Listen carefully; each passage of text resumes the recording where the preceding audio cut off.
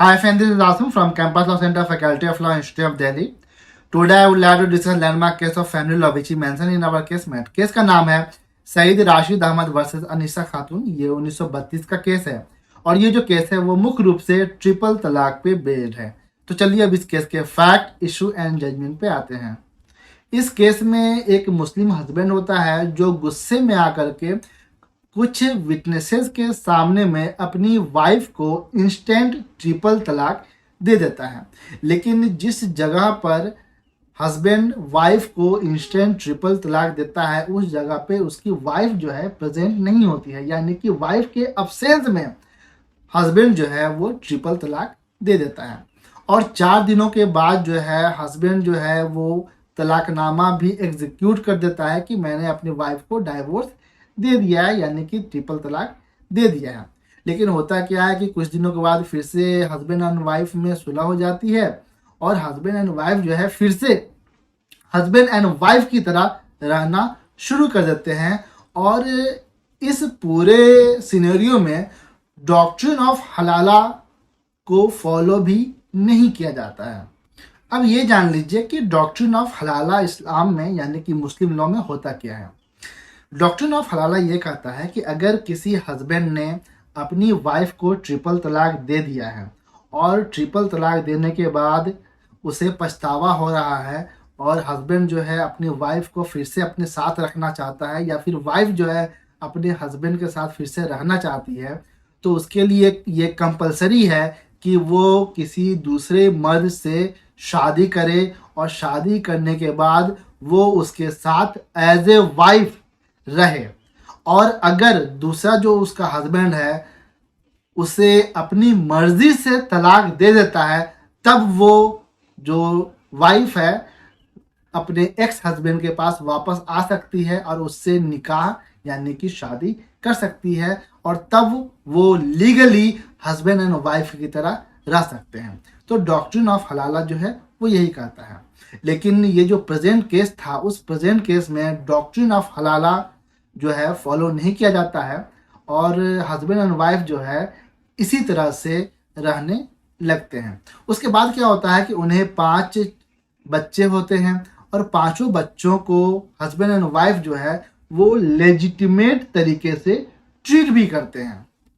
तो इस केस का इशू ये है कि उस महिला यानी कि मुस्लिम महिला का लीगल स्टेटस क्या होगा जो उस पर्सन के साथ रह रही है एज ए वाइफ जिसने उसे डाइवोर्स यानी कि ट्रिपल तलाक दे दिया है कुछ विटनेसेस के सामने।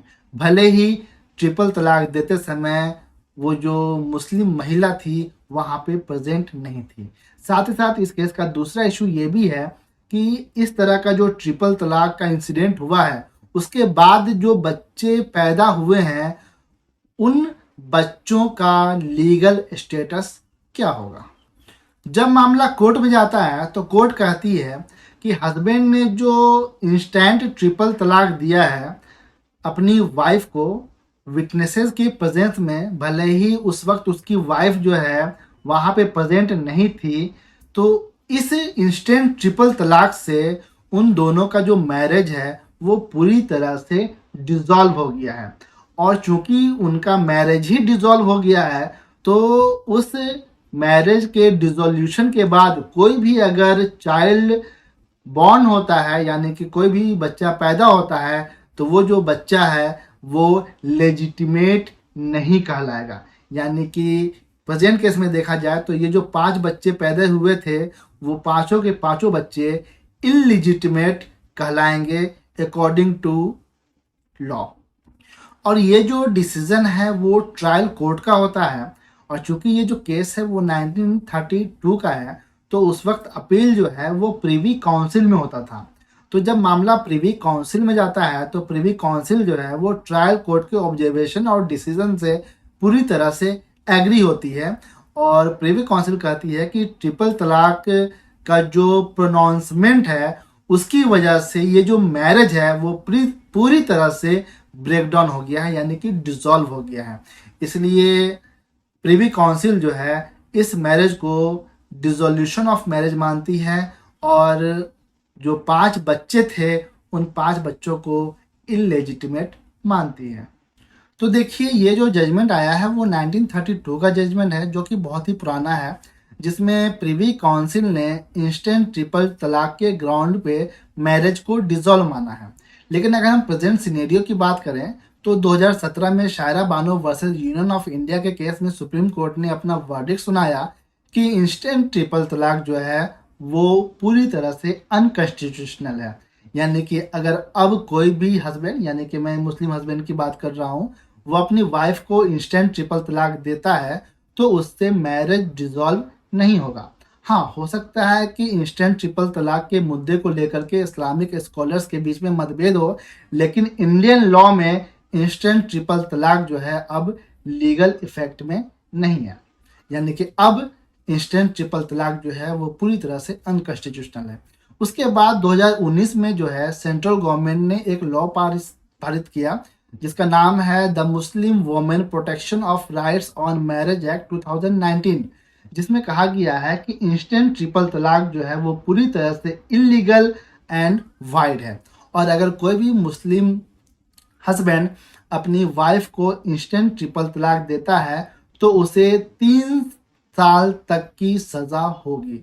यानी कि उसमें डायरेक्ट जेल का प्रावधान है। यहाँ पे शैल वर्ड का इस्तेमाल किया गया है, मे वर्ड का नहीं। यानी कि अगर आपने इंस्टेंट ट्रिपल तलाक दे दिया तो इसका मतलब है कि आपको जेल होगी ही होगी, और उस जेल का जो टेन्योर है वो 3 सालों तक बढ़ाया जा सकता है। यानी कि हो सकता है कि आपको 1 महीने की जेल हो, 2 महीने की जेल हो, मैक्सिमम इम्प्रिजनमेंट जो है वो 3 सालों तक की है।